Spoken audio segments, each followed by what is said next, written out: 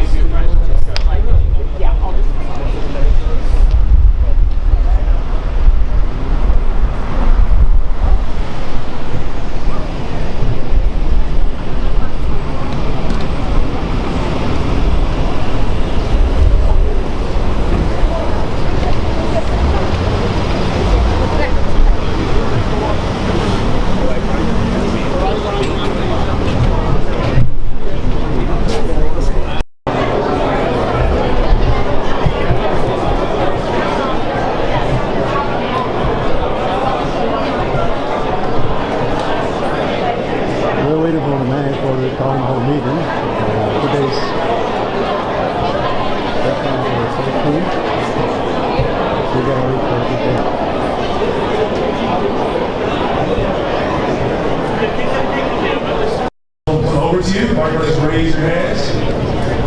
Well, not yet. The councilor will call on you. Everyone should receive a white card when you enter the building. The white card you should fill out. So if you do not get called on, or if you have to leave during the town hall, please give the white card to one of the staffers who will be floating around, and we'll make sure you get a response quickly. So we'll begin in the next, I would say, minute or so. So I want to thank you so much. On your phone, anytime.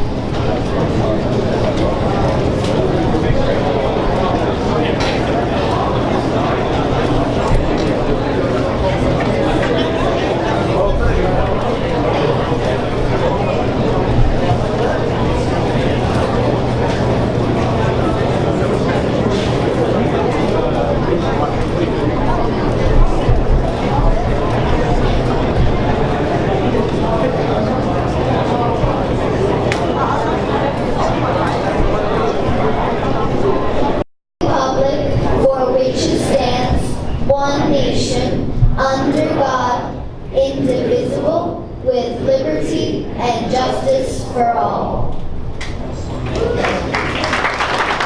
Thank you, Deanna.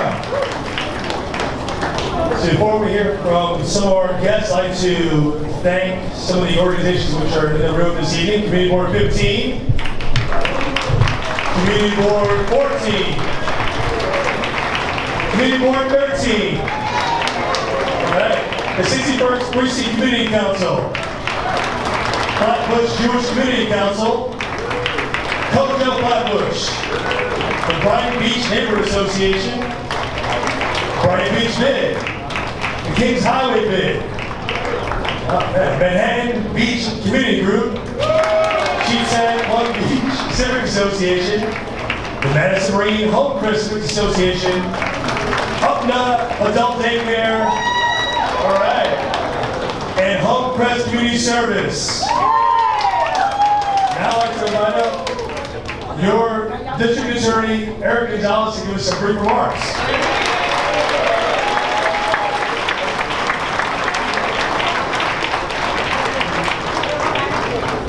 Good evening, everyone. I just want to say thank you for coming today. It's important. I'm here today to be here to listen to the concerns in the community, especially the concerns that relate to law enforcement and issues of safety and obviously issues of justice. I want to thank the mayor and our councilman for organizing this event here. I also want to say thank you to our elected officials and all the dignitaries that are here, and especially our police department, who does a great job in keeping us safe.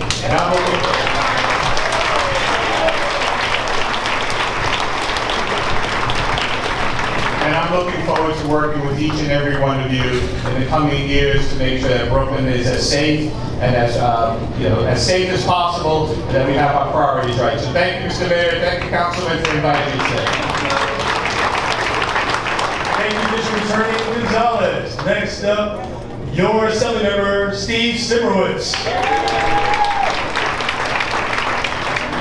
Good evening, everyone. Mr. Mayor, thank you very much. Councilman, thank you. This is terrific. You're aware, I know you know Brooklyn. You've been here before. But welcome to Sheepshead Bay. And I have personally worked with you and your agencies, and I thank you for bringing them to this part of Brooklyn. And this is a great opportunity for everyone here to talk to you and to talk to your commissioners. And I thank you for this, and come back more often. Okay. Thank you so much, Assembly Member. Next up, Assembly Member Helene Weinstein. So, welcome to my district, Lions District. There are a lot of familiar faces here, and I hope that everybody takes the opportunity to be able to raise their concerns, raise the issues, some of the issues facing us in our community here in Southern Brooklyn and the other areas that people are here. And I'm here to listen, so I'm not taking up any more time. Thank you, Mr. Mayor. Thank you, Hein, for being here. Thank you, Senator Weinstein. Now your state senator, Roxanne Broussard. Good evening, everyone. Mr. Mayor, it's great to see you. Council member, it's great to see you. Thanks for coming out. All of you, thanks for coming out. This is my third forum here with the mayor, so I can tell you that you're here, and it's important that you're here, and the discussions that you will be having tonight are really important.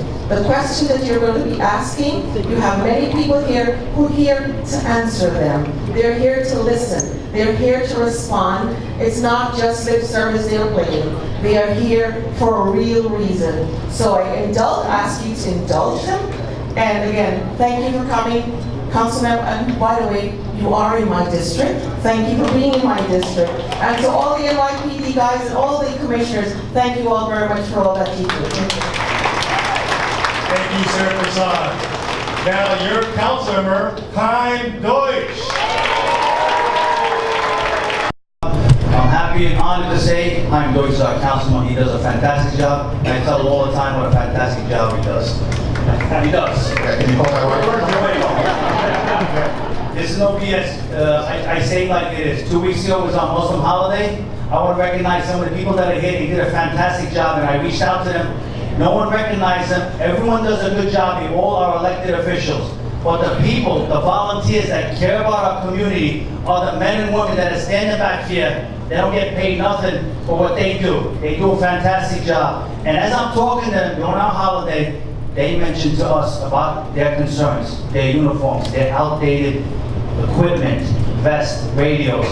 Please, God forbid, before something happens, for the safety of our auxiliary officers, Mayor. Thank you. Thank you very much. I appreciate you raising that. A lot of respect for what the auxiliary officers do. And we have been all over the police department trying to improve the equipment, improve all the elements of the experience that our officers are having. But I think you make a very important point. We have to make sure that we're doing that for auxiliary officers as well, and so we will keep doing that. Thank you for being on their side. I appreciate it. Let's give them a big round of applause for all they do.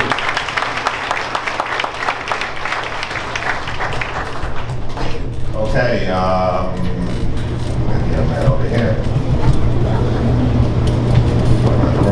Hey, Jaworski you, President, Madison Marine Homecrest Civic Association. Thank you for holding this event. We welcome you, and I encourage you to pay close attention to my statements. It says $1 billion here in it.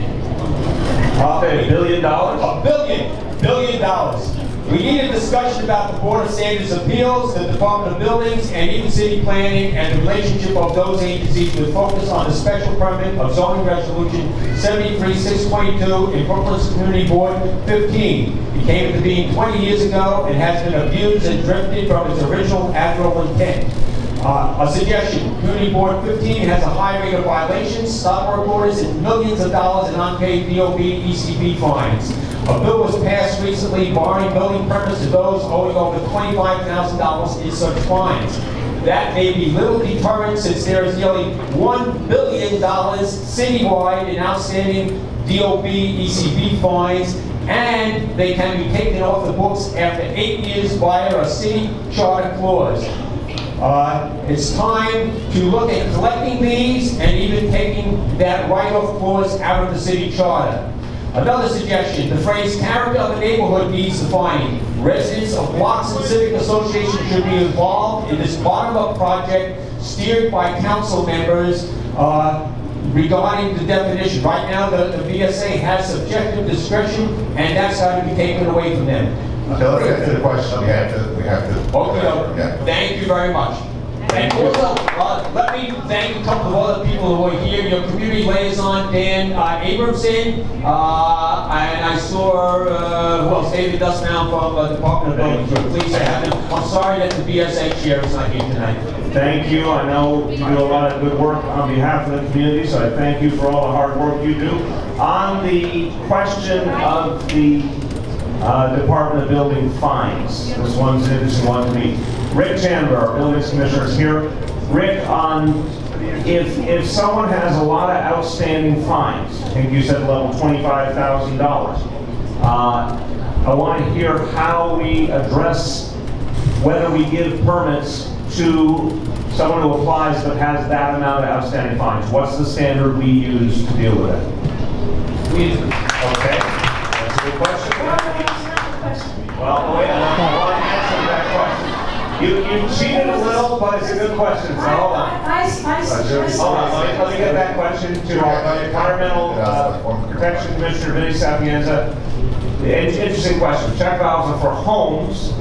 Is there any equivalent for larger systems? There's really not a similar type of device. I mean, the sewer system, the way it was designed and built, has some of those protections in it. Not quite a check valve, but check valves as are in home would work. Okay. Okay. I'll accept that. She still has a question coming. It's okay.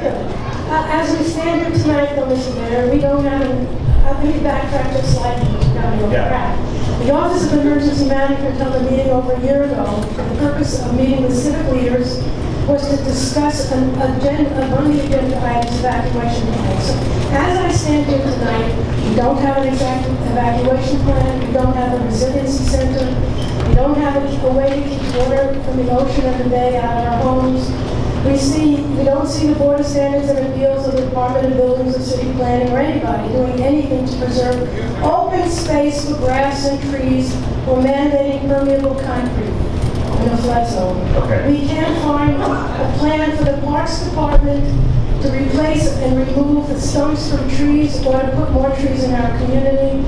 We ask for solar lighting and street lights. Okay, I got the point. Okay, so the last thing I was going to do was to ask the question. When, Mr. Mayor, can we see some of this? Thank you for the question. Okay, there's a couple of different responses. So I'm going to start, and Jamie, if you want to add, feel free. But on the parks question, we do intend to put in more trees. I think it's 600 more trees, if I remember correctly, we're devoted to putting in this council district. We know that is one of the primary locations that needs them. Don't go back and forth, I'm just answering the question. So, Parks Department, I will say for you two here, we have more trees coming. Yes, this is a priority to do the Manhattan Beach area. You got it, right? You're going to do that. Okay, that's one point. The second point, yes, the check valves are coming. The third point, look, the on evacuation, you're going to speak to that if you have an answer on that, or I don't know if anyone else does. I don't think OEM is here. But if not, I will have the OEM commissioner meet with you personally and make sure we do have an evacuation plan. So my staff from City Hall is listening to me say this. And Daniel, you're going to make sure that Commissioner Esposito sits with this organization personally and ensures that we create an evacuation plan. So that will get done. Here's where I said to the council members, so this is again my 33rd town hall meeting. I have no problem standing in front of the people I serve and giving you an honest answer.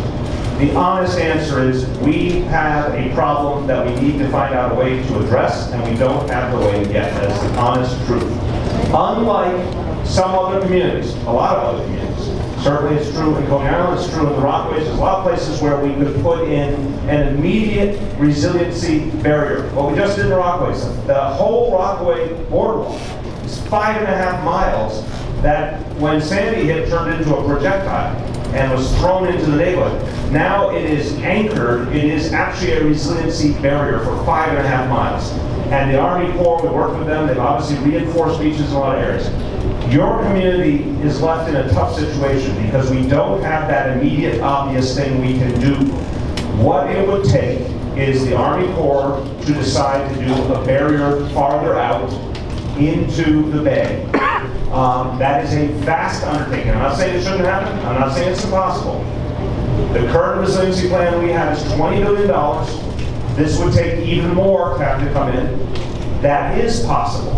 That will take a substantial amount of time and money, but the technology is, we believe, there, and if we get the Army Corps to agree to it, that would actually get to the heart of the problem. So, you know, it would be wonderful to say something to you that would sound perfectly reassuring right now, but I don't want to lie to you, that we don't have the right now answer. We will fix the things we can fix, like with the trees, like with the evacuation plan, we'll do all those things. We are pushing the Army Corps hard to come up with the bigger solution, but I will tell you that will be years in the making. That is the honest truth. Do you want to add to it? Okay, thank you. We'll have our folks follow up.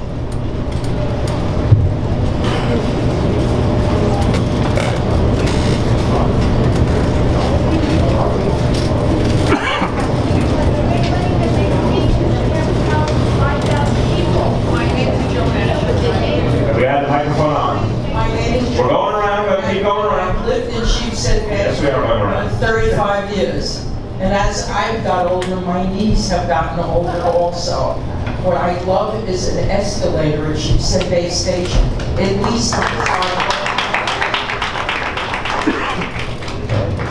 again, that is, I want to make sure everyone understands the state of New York, the governor run the MTA. We will push for changes, we always do.